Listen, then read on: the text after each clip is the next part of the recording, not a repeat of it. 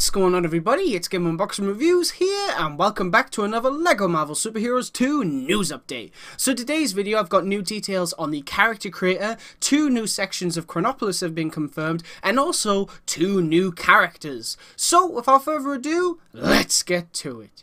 Alright, so first off, let's talk more about the character creator. Now, in my last video, we talked about how we can now make a character and choose what powers they want without having to attach a certain piece to that character. So in LEGO Marvel Superheroes 1, if you wanted to make a character with Spider-Man's powers, you needed Spider-Man's mask headpiece. Well, not anymore. Now you can make a character, choose Spider-Man's powers, and not even wear a single piece of his costume, which is very, very cool.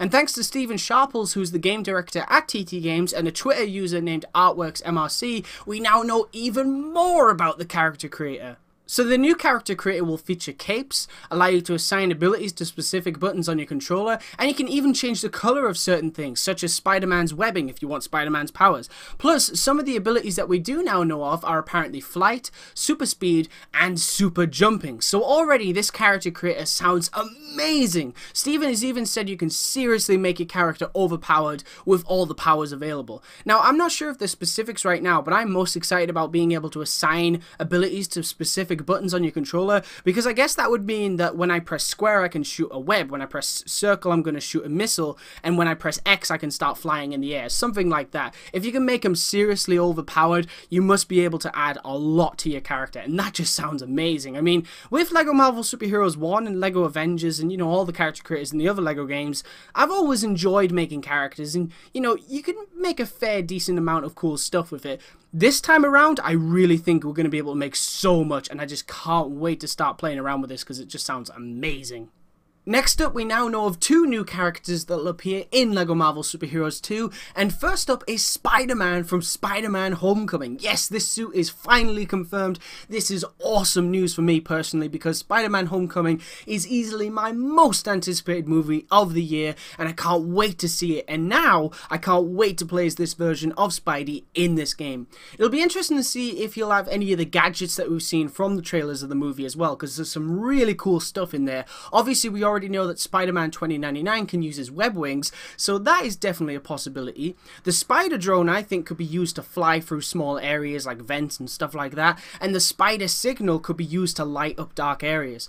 I'm also very curious to see if this version of Spidey will transform into the MCU Peter Parker. That would be pretty cool if he had an appearance that was closer to the look of Tom Holland in either Civil War or Spider-Man Homecoming. I'd be happy either way, but if he just looked a little more like the MCU Peter Parker, seeing as how he's wearing the MCU costume, it would make a lot of sense.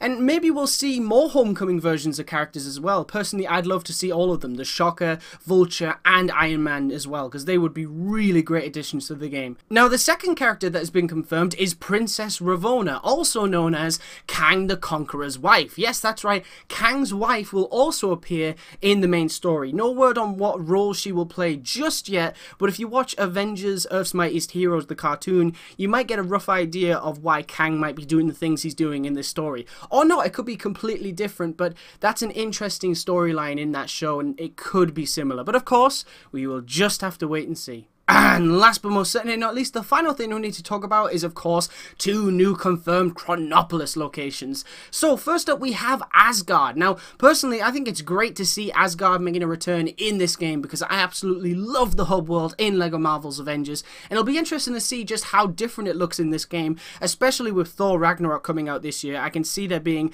a big influence on Asgard in general in LEGO Marvel Superheroes 2.